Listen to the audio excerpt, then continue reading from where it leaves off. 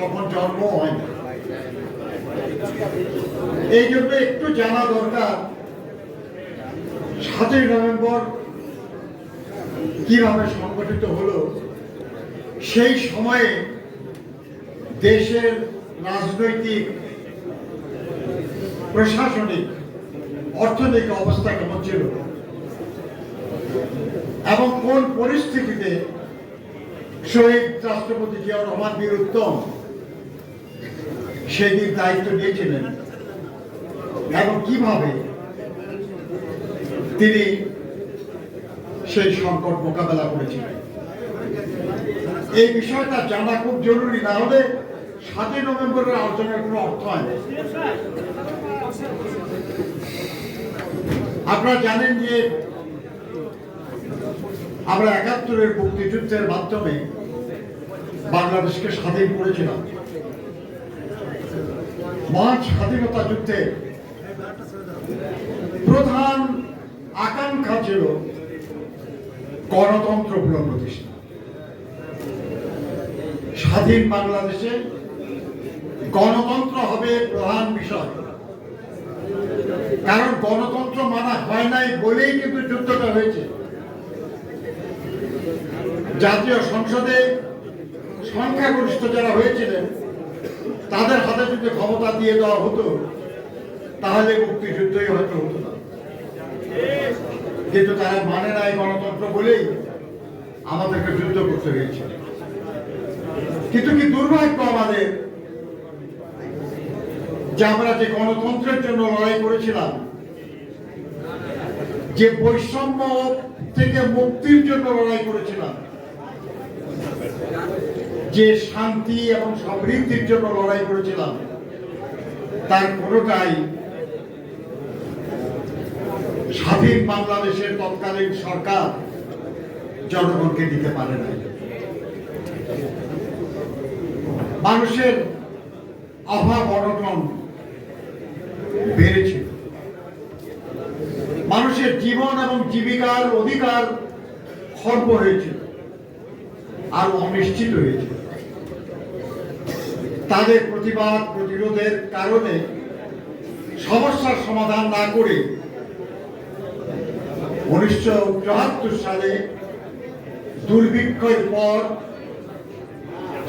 তৎকালীন সরকার জরুরি অবস্থা জারি করে। জরুরি অবস্থা জারির অর্থ হলো মৌলিক অধিকারগুলি স্থগিত করে দেওয়া। সভা সমাবেশ মিছিল করা যাবে না, সংগঠনের কার্যক্রম বন্ধ থাকবে, এমনকি এর বিরুদ্ধে হাইকোর্টে কোনো রিট করা যাবে না। কিন্তু তারপরেও আন্দোলন হয়েছে এবং 1975-এর জানুয়ারিতে জাতীয় সংসদে একটা অভিনব পন্থায় সংবিধানের আমূল পরিবর্তন করে বহুদলীয় গণতন্ত্রকে কবর দিয়ে একদলীয় স্বৈর শাসন বাকশাল কায়েম করা হয়েছিল। এর বিরুদ্ধে জনগণের তীব্র প্রতিবাদ ছিল, কিন্তু সেটা প্রকাশের সুযোগ ছিল। সমস্ত ক্ষমতা একজনের হাতে, রাজনৈতিক, প্রশাসনিক, অর্থনৈতিক, বিচারিক, সব ক্ষমতা।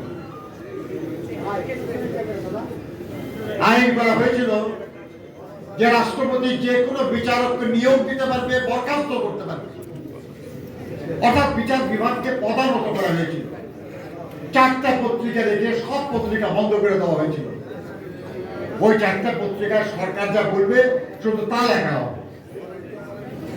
হাজার হাজার সাংবাদিক বেকার হয়েছিল। পত্রিকার ছবি এসেছে যে বেকার সাংবাদিকরা বাইতুল মোকাররমে বুট পালিশ করতেছে, জুতা পালিশ করতেছে, সবজির দোকান দিয়ে আছে। কিন্তু তারপরেও জনগণের সমস্যা সমাধান করতে পারছিল না। বেকারত্ব বাড়ছিল, অভাবী মানুষের সংখ্যা বাড়ছিল, মানুষ সামনে কোনো আলো দেখছিল। এরকম একটা সময়ে 1975-এর 15ই আগস্ট তৎকালীন সরকার প্রধান পরিবার পরিজন সহ নিহত হন। এই ধরনের ঘটনা মর্মান্তিক, কষ্টের, কিন্তু দুটা জিনিস আমরা প্রত্যক্ষ করলাম, যে জনগণ এর জন্য কোনো অশ্রুপাত করে নাই, এবং আরো আমরা দেখলাম যে দলের নেতাকে হত্যা করা হলো সেই দল গোটা দেশের কোথাও কোনো প্রতিবাদ করে নাই। কিন্তু জনগণের এই প্রতিক্রিয়া খুব বেশি প্রকাশমান ছিল না। এর পরবর্তী পর্যায়ে ৩রা নভেম্বর একটা সামরিক অভ্যুত্থান হয়।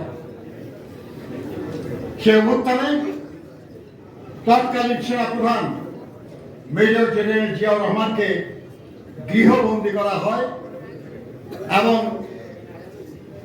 CGS chief of general staff brigadier Khaled Mosharraf তিনি ক্ষমতা দখল করেন এবং মেজর জেনারেল হিসাবে পদোন্নতি দিয়ে সেনা প্রধান হিসাবে নিজেকে প্রতিষ্ঠিত করেন। সাধারণ মানুষের মধ্যে এই ব্যাপারে কোনো সমর্থন ব্যক্ত হয় নাই, বরঞ্চ সাধারণ মানুষ জিয়াউর রহমানকে গৃহবন্দী করা হয়েছে বলে ক্ষুব্ধ ছিল, এবং ক্ষুব্ধ ছিল সেনাবাহিনীর ভেতরেও সংখ্যাগরিষ্ঠ মানুষ, যার ফলে মাত্র 4 দিনের মধ্যে আবার পরিবর্তন হলো। সেনাবাহিনী এবং জনগণ, সিপাহী জনতার বিপ্লব সংগঠিত হলো 7ই নভেম্বর। আর সেই বিপ্লবের মাধ্যমে শহীদ জিয়া মুক্ত হলেন। সৈনিকরা তার বাসা থেকে তাকে মুক্ত করে তাকে মাথায় তুলে, ঘাড়ে তুলে তাদের ব্যারাকে নিয়ে যায় এবং সেখানে তাকে অনুরোধ করা হয় দায়িত্ব গ্রহণের জন্য। কি পরিস্থিতি ছিল তখন বাংলাদেশে? 7ই নভেম্বর বাংলাদেশে কোন সংসদ ছিল না, কারণ এর আগে খন্দকার মোশতাক সংসদ বাতিল করে দিয়েছে।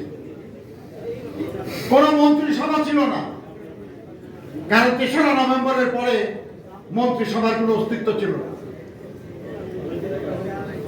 প্রশাসনের প্রাসঙ্গিক একজন মাত্র মানুষ ছিলেন, তিনি হলেন রাষ্ট্রপতি বিচারপতি আবু সাদাত মোহাম্মদ সায়েম। সেই রাষ্ট্রপতির বয়স ছিল মাত্র 1 দিন। 6 নভেম্বর তিনি শপথ নিয়েছিলেন রাষ্ট্রপতি এবং প্রধান সামরিক আইন প্রশাসক। তাহলে জিয়াউর রহমান সাহেবকে যখন অনুরোধ করা হলো রাষ্ট্র পরিচালনার দায়িত্ব দেওয়ার, সেই সময় বাংলাদেশের অবস্থাই ছিল যে বাংলাদেশে কোনো সংসদ নাই, কোনো মন্ত্রিসভা নাই, সারা দেশে বিশৃঙ্খলা। ক্যান্টনমেন্টে পর্যন্ত সামরিক কর্মকর্তাদেরকে বাসায় ঢুকে হত্যা করা হচ্ছে। 3রা নভেম্বর একটা কু হয়েছে, 15ই আগস্টে একটা ঘটনা হয়েছে, 7ই নভেম্বরে আর একটা পরিবর্তন। অর্থাৎ সেনাবাহিনীতেও একটা বিশৃঙ্খল অবস্থা, প্রশাসনের বিশৃঙ্খল অবস্থা, দেশের অর্থনীতি বিপর্যস্ত। এরকম সময়ে দায়িত্ব গ্রহণ সাংঘাতিক সাহসিকতার ব্যাপার। কিন্তু এই অনুরোধ করা হলো কাকে? মেজর জেনারেল জিয়াউর রহমান,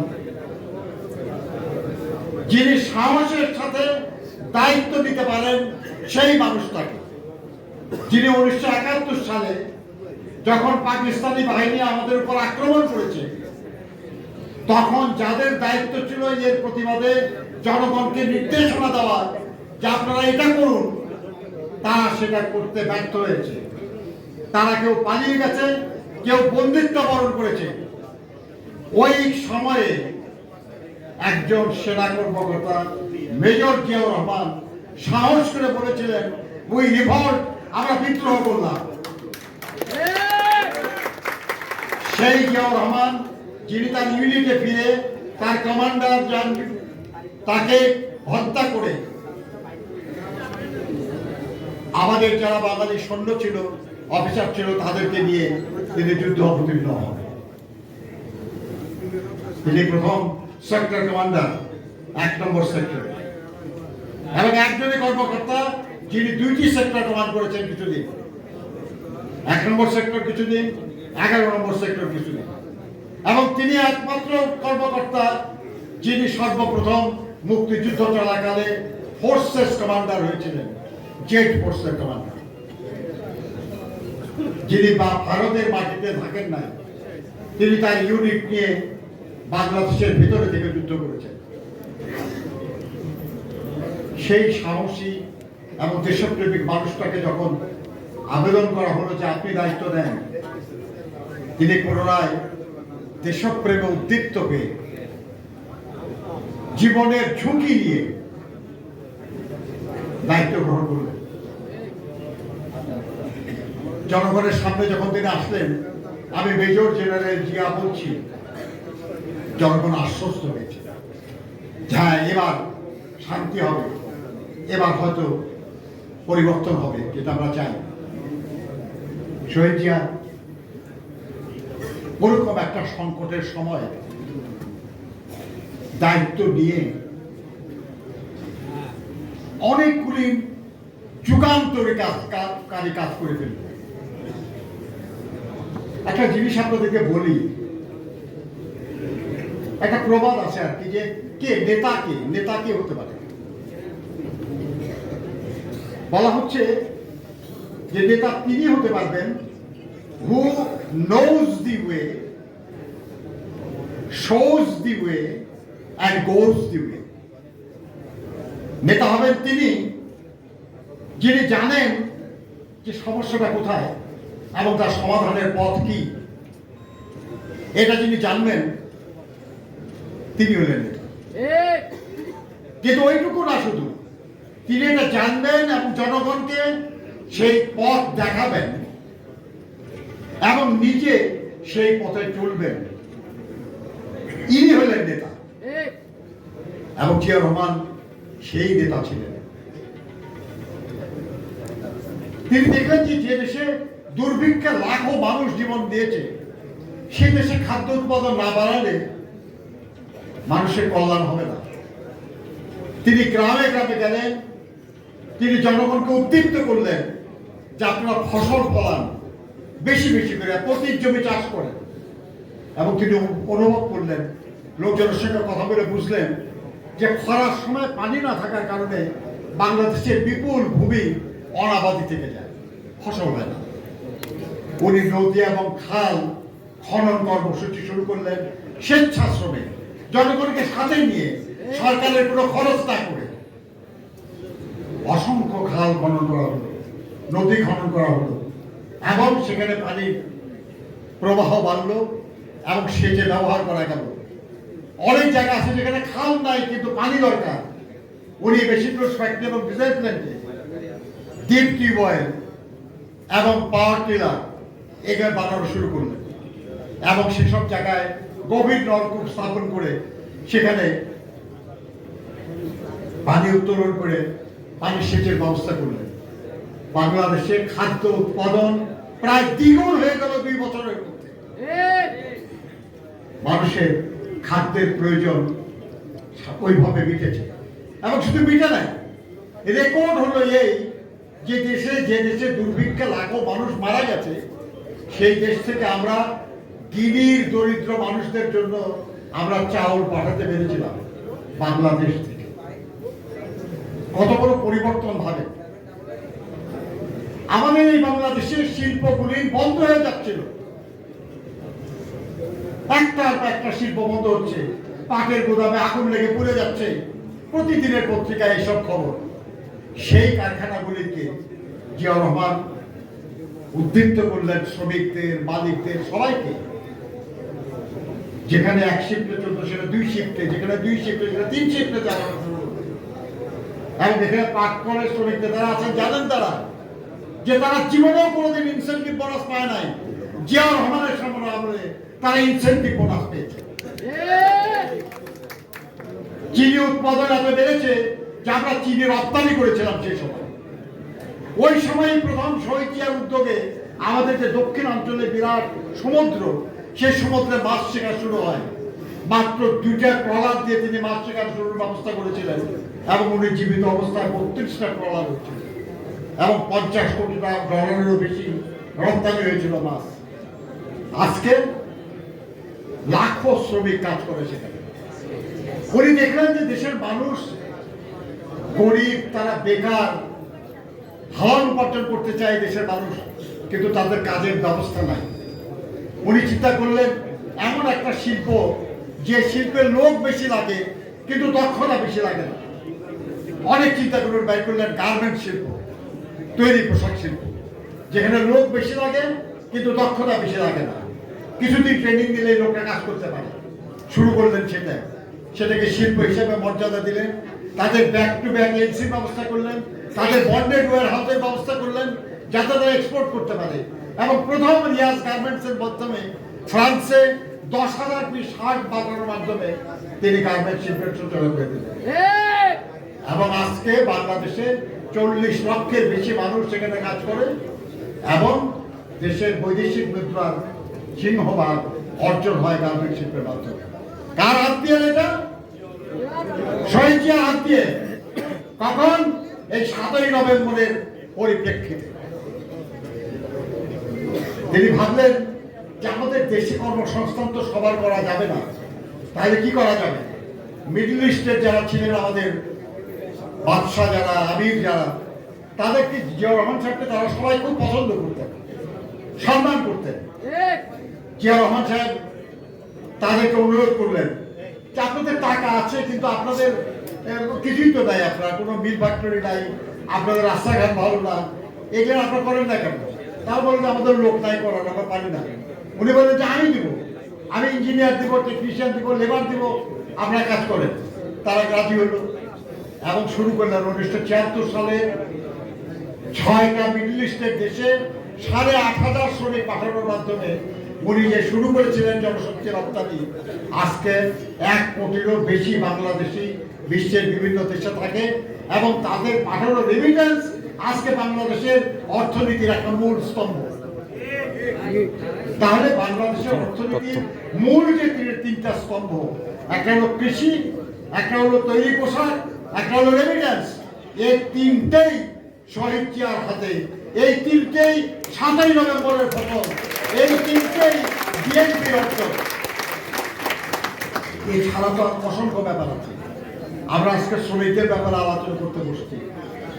খেয়াল করেন 71 সালে বাংলাদেশ স্বাধীন হয়েছে, কিন্তু বাংলাদেশের প্রথম শ্রমনীতি 1980 সালের 1 মে শহীদ জিয়া। শহীদ জিয়া শ্রমিকদের কল্যাণের জন্য নতুন নতুন কাজ করেছেন।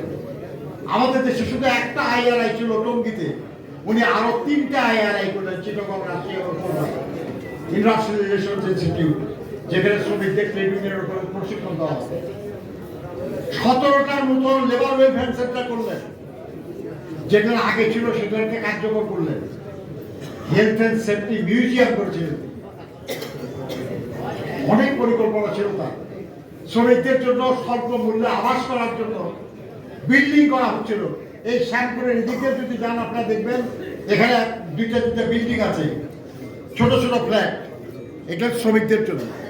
একই রকমের চিটাঙ্গা এবং খুলনা আছে, যেখানে শিল্প এলাকা, সেখানে উনি করা শুরু করেছিলেন। আল্লাহ তাকে অনেকদিন বাঁচতে দেন নাই, উনাকে নিয়ে গেছেন। যদি তিনি বেঁচে থাকতেন তাহলে হয়তো শ্রমজীবী মানুষ বুঝতো যে কত কিছু তার ভাবনায় ছিল তাদের কল্যাণের জন্য। তার সময়ে পে কমিশন, ওয়েজেস কমিশন থাকেন প্রাইভেট সেক্টরের শ্রমিকদের জন্য সবচেয়ে বেশি পরিমাণে, প্রায় 19টা সেক্টরে মিনিমাম ওয়েজেস হয়েছিল। এটা তো সহজ না। আমাদের সেটা শ্রম আইনে ত্রিপক্ষীয় আলোচনায় মালিকরা তাদের ছোটখাটো অফিসারদের পাঠাত, তারা কোনো মেজর ব্যাপারে ডিসিশন দিতে পারতো না, আলোচনা ব্যর্থ হয়ে যেত। তিনি আইন করে দিলেন যে ত্রিপক্ষীয় আলোচনায় মালিক পক্ষ থেকে এমন লোককে পাঠাতে হবে যে সিদ্ধান্ত দিতে পারে, আর যদি না পাঠায় তাহলে এটা শাস্তিযোগ্য অপরাধ, এর জন্য মালিকের শাস্তি হবে। এটা তো অনেক বড় ব্যাপার, মানে ছোটখাটো না। আজকে যে টিসিসি আছে, যে ত্রিপক্ষীয় পরামর্শ পরিষদ, Ziaur Rahman ILO convention 144 ratify করলেন, করে তার প্রেক্ষিতে এই টিসিসি গঠন করেছিলেন। অর্থাৎ যুগান্তকারী, এবারে ছোট, আপনাকে 10 টাকা দিলে একটা ব্যাপার, কিন্তু আপনাকে যদি আপনার সংসারের জন্য, আপনার পেশার জন্য একটা নতুন কোনো সুযোগ করে দেওয়া হয়, যেটার ফল আপনি দীর্ঘদিন ভোগ করবেন, সেটা ভালো নাকি আপনাকে আমি 200 টাকা দিলাম এটা ভালো? জিয়াউর রহমান তো করতেছিলেন এটা, যে যেটা আমরা দীর্ঘস্থায়ী আমরা বেনিফিট পাবো, এরকম কাজ তিনি করতেছিলেন, মনে রাখবেন। এখন বলি আপনাদেরকে যে একটা মানুষ, তিনি একজন সৈনিক ছিলেন, তিনি সেনাপ্রধান, তাকে একটা অনিবার্য পরিস্থিতিতে ক্ষমতার আবর্তে তাকে নিক্ষেপ করা হয়েছে। তিনি কখনো ক্ষমতা নিতে চান নাই, তিনি তো কোনোদিন কোনো কু করেন নাই, তিনি তো কখনো সামরিক আইন জারি করেন নাই, তিনি তো কখনো জরুরি অবস্থা জারি করেন নাই, কিন্তু তাকে দায়িত্ব দেওয়া হয়েছে এবং একটা বিরূপ পরিস্থিতির দায়িত্ব দেওয়া হয়েছে, যখন আর কেউ এই দায়িত্ব পালনে রাজি না, উনি সে দায়িত্ব পালন করেছেন। উনি দেখেছেন যে গণতন্ত্র তো গুরুত্বপূর্ণ, গণতন্ত্র দিতে হবে। একজন সামরিক শাসক হয়ে তিনি একদলীয় স্বৈর শাসনের গোরস্থানের উপর বহুদলীয় গণতন্ত্রের বাগান রচনা করলেন এবং তার আমলেই বহুদলীয় গণতন্ত্র প্রতিষ্ঠিত হলো। 1979 সালের নির্বাচনে বাংলাদেশের সব রাজনৈতিক দল অংশগ্রহণ করেছে। এত কালারফুল পার্লামেন্ট আর কখনো হয় নাই। বিএনপি টাকা নিয়ে 8টা দলের প্রধানরা নির্বাচিত হয়েছিল সেখানে। তিনি প্রথম বললেন যে এটা ছিল পাকিস্তান আমলে কমিউনিস্ট পার্টি নিষিদ্ধ ছিল, আর আওয়ামী লীগ আমলে ইসলামিক দল নিষিদ্ধ ছিল। তিনি বললেন যে গণতন্ত্র তো এই যে যার যা মত বলবে, জনগণ সিদ্ধান্ত নেবে কোনটা গ্রহণ করা যায়, কোনটা গ্রহণ করা যায় না। এবং শহীদ জিয়ার আমলেই শুধু কমিউনিস্ট পার্টিও থাকলো, ইসলামিক সংগঠনও থাকলো। মোহাম্মদ তোহারি নির্বাচিত হলো, প্রফেসর মুজাফর আহমদ নির্বাচিত হলো, আবার সবুর খানও নির্বাচিত হলো, আবার মৌলানা সোমানও নির্বাচিত হলো। এই যে বহুদলীয় গণতন্ত্র, সবাইকে নিয়ে রাজনীতি করা, সবাইকে নিয়ে নির্বাচন করা, এটা তো ভুলে গেছি আমরা এখন। 2014 সাল, 2018 সাল, 2024 সালে আমরা তো সবাইকে দেখি না এই নির্বাচন। এমনকি নির্বাচনে গেলেও বাদ দিয়ে দেওয়া হয়েছে, জোর করে ক্ষমতা দখল করা হয়েছে। কিন্তু বিএনপির ইতিহাসের কথা, বিএনপির ইতিহাস হলো শহীদ জিয়ার দৃষ্টান্ত হলো সবাইকে নিয়ে রাজনীতি করা, সবাইকে নির্বাচন করা। বন্ধুরা আমার, আর তিনি বলেছিলেন যে আমি জনগণের গণতন্ত্র চাই, যে গণতন্ত্রে সব মানুষ অংশগ্রহণ করতে পারে। তিনি স্থানীয় সরকার নির্বাচন করেছিলেন। এই সময়টা খুব গুরুত্বপূর্ণ ছিল। 1975-এর পরে তিনি যেমন খাল খনন কর্মসূচি করছিলেন, তিনি তেমনি সমবায় উৎসাহিত করছিলেন। প্রায় 50,000 সমবায়কে তিনি প্রশিক্ষণ দিয়েছিলেন।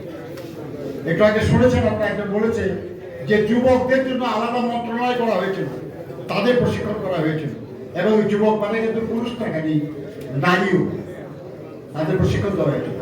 তিনিই প্রথম এই যে গ্রাম প্রতিরক্ষা দল বিডিপি, এটা তার করা, এবং তিনি এটা করতে চেয়েছিলেন 1 কোটি সদস্য হবে, তার 30 লাখ হবে মহিলা, সারা দেশের সকল গ্রামে বিডিপি থাকবে,